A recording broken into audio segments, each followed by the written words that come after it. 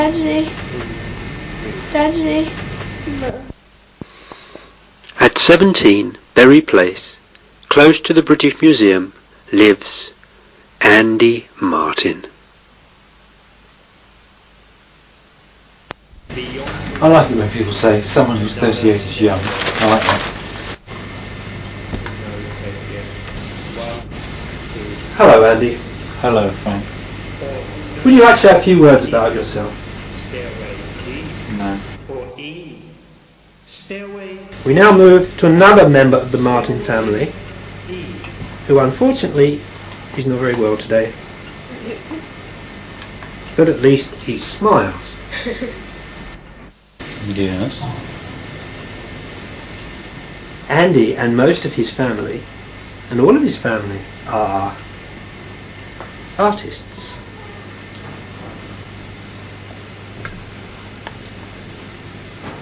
You can tell that by his shoes. Where were you born? In Sidmouth, in a furniture lorry. I was removed from Devon in 1947. At Ryan's. Who's that then? That lady. That lady. That those picture kids. on the wall, that's Pat and... Is that your missus? yes. Mrs. Pat. Mrs. Pat and Bevis and Felix. Felix. It's not the same Felix as... It's the same Felix.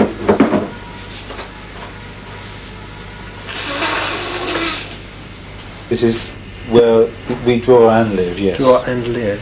Yes. And have you by any chance got a drawing of the drawing room? I do have a drawing of this room. I have many drawings of this room. Or perhaps you'll be good enough to show us one. Yes, certainly. Where were you born? We're just outside the window there. That explains it. Watch telly a lot, do you? All day long. All evening. That's why you never That's sleep? why- No, that's why I've got this shaped eyes. Right. But everybody's got those shaped eyes. No. Except the Chinese. Even when it's switched off, I watch it. Why would that be? It's a very interesting reflection. Oh, that's something that Bevis did, isn't it? That plate clock. It's a clock. He made that at school, yes. That's my favourite carrot. Who does the models? So that people have died. Bevis makes the models. The game's called Blood Bowl, which is a very bloodthirsty version Yes. of American Ludo. football. Oh.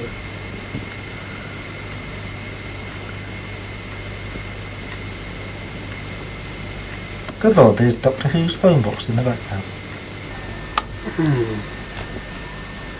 think I must be looking at the wrong picture. No, it's that one there. It's that What, one. right to the left? Just to the left. And the big picture? Yeah. Oh, yes. Yes. And above that, Above that is a picture of a house in France that Pat painted a long time ago. One of a series of pictures I did of robotic heads that were really based on buildings that are all the little bits and pieces you get on buildings, like the pipe sticking out of the side and the air conditioning units and the electric wires hanging all over the outside. But instead of actually drawing houses, I decided to make them into robots. where were you born? In Shropshire, yes. I simply push all the junk to one side and start work on whatever I've got to do. What are you going to do?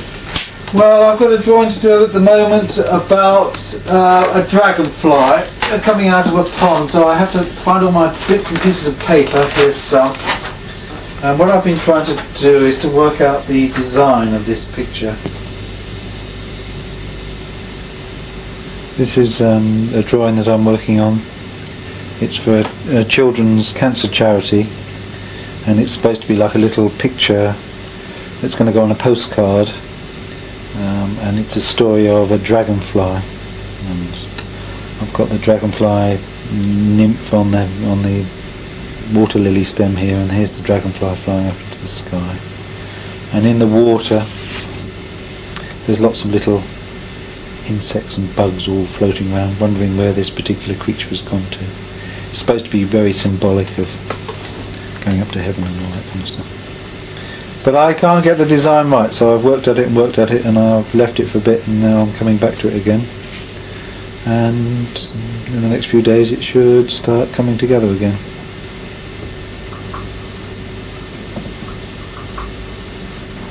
You must be a great person to live with.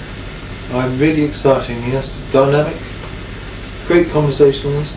Oh, it's true, the art of conversation hasn't died out around here entirely, though.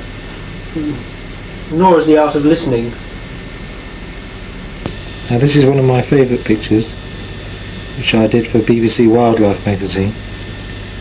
And it's a picture of a farm where every night an old tramp used to turn up, and he would go out into the fields and he would walk through the farmyard and then out into the fields and to some distant fields where there were some rabbits, where he would poach a few rabbits and then take them off somewhere to eat for his dinner. I think the tramp was called George for some reason, I can't remember that.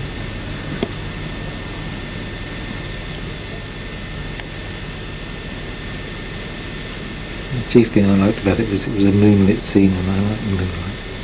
I like drawing moonlit scenes.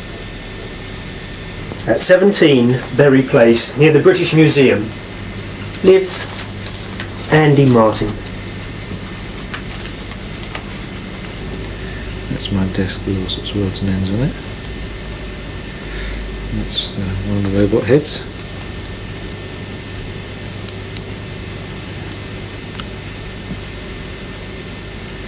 That's another robot head with these armour plating.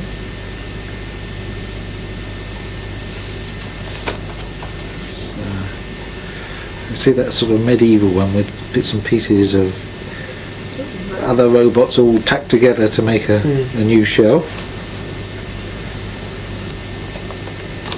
And that's a poor one that's been hit in battle.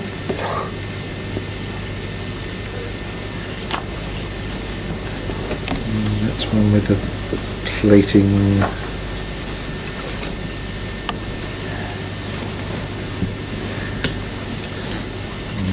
That's a disintegrating head.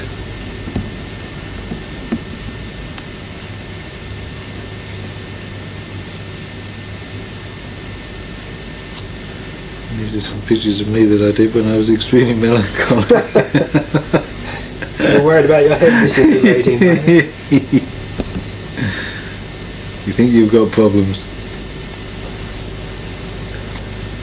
Still got problems. A whole series of pictures I did in about a month. I did one every day.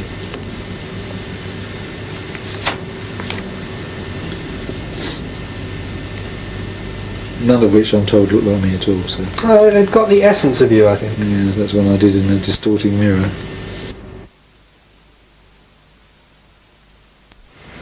Hello, Andy. Hello, Frank. Where were you born? About yourself. And this is a picture that Bevis did last summer, which I think is quite good for someone who was 14. He never finished it though. Maybe he'll finish it this summer. So, thank you very much for allowing me into your little pad. And what's that on the wall? Spear? It's a South Sea ore. Decorative ore.